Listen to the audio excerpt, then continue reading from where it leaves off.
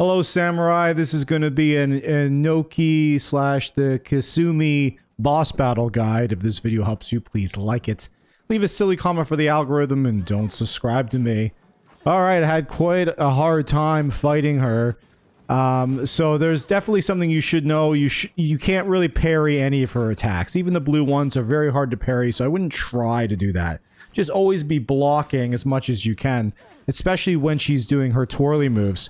When she does that twirly move, when she's really got it above her head, her third attack is always an unavoidable attack, and that's your window of opportunity, really. You want to kind of roll this one right here. You roll into her, and then try and get an attack or two in there. She's also, I know she was weaker against heavier attacks. I didn't know this in the beginning. In the beginning, I'm using just normal attacks, but afterwards, about halfway through this fight, I start switching to heavy attacks, which seem to do a little bit more damage to get her down a little faster.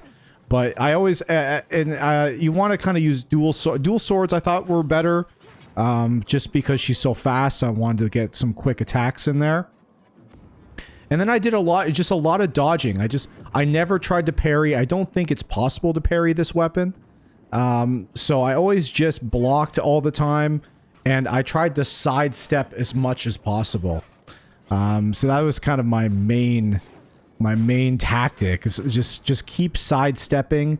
I get much better at it a little later in the fight.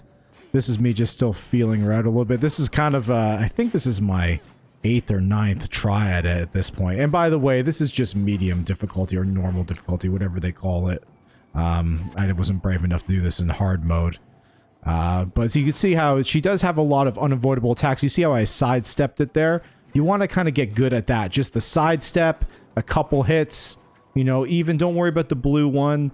And you feel free to also use your throwable weapons and stuff like that. Actually kind of, or your smoke bombs might help sometimes too.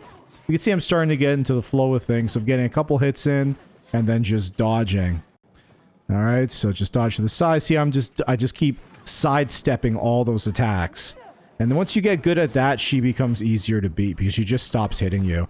Because it seems like a lot of her attacks is just kind of like a straight on attack. Unless you get close to it. You actually kind of want to stay back from her a little bit as much as you possibly can. Don't get too close. You can see I closed the distance there pretty good. So I think this distance there is what you want to be. You don't want to be uptight against her too much. She does have a lot of good attacks that can hit you up close. Alright, so I think I'm about to get into the second phase here. Let's see. Just got some cutscenes. Oh yeah, I'll skip ahead this for you.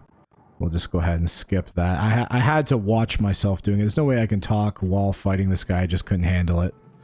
I just had to stay focused. I was too in the zone. Don't forget to drink your sake too, by the way. I think I actually unnecessarily drank my sake. I think you get a heal after that last cutscene. And the fire is really getting in your way too, which is irritating.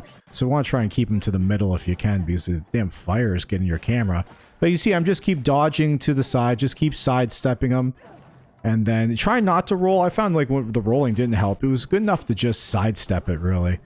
But yeah, looks like I'm getting to the hang of it. About to take him out. I think I'm about to get a couple good combos. This is when I start realizing the heavy attacks are doing more damage. And I start really laying on the heavy attacks. And just roll away from everything. That's the distance right there is what you want to have. You don't want to get too close too much. I think that every time I got hit, I was in tight.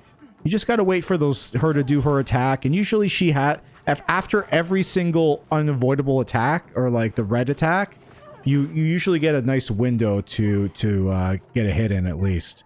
Alright, you see that was a beautiful sidestep I did there. Really in the zone now. Alright, so I don't think you have to get her all the way down to completely empty. I think the battle will probably be done pretty soon here. You see, I still got plenty of health. I was really getting the hang of it at the end. She was barely hitting me at all. I do have a charm on me that heals me automatically. I would recommend that. I've been using it nearly all game. It's that charm that just... So I never worry about healing now. I just expect the charm to do it. I can't remember what that charm's called. I'm sorry, I can't tell you what it is. But I think you got it pretty early in the game. At least I did. I got in the first area. Alright, so... Still just dodging, and every time I'm getting in tight, I kind of get out of the way. You see, every time she uses that red attack, you can go ahead and get her, but that's it. If this video helped you, please like it, leave a silly comment for the algorithm, and don't subscribe to me.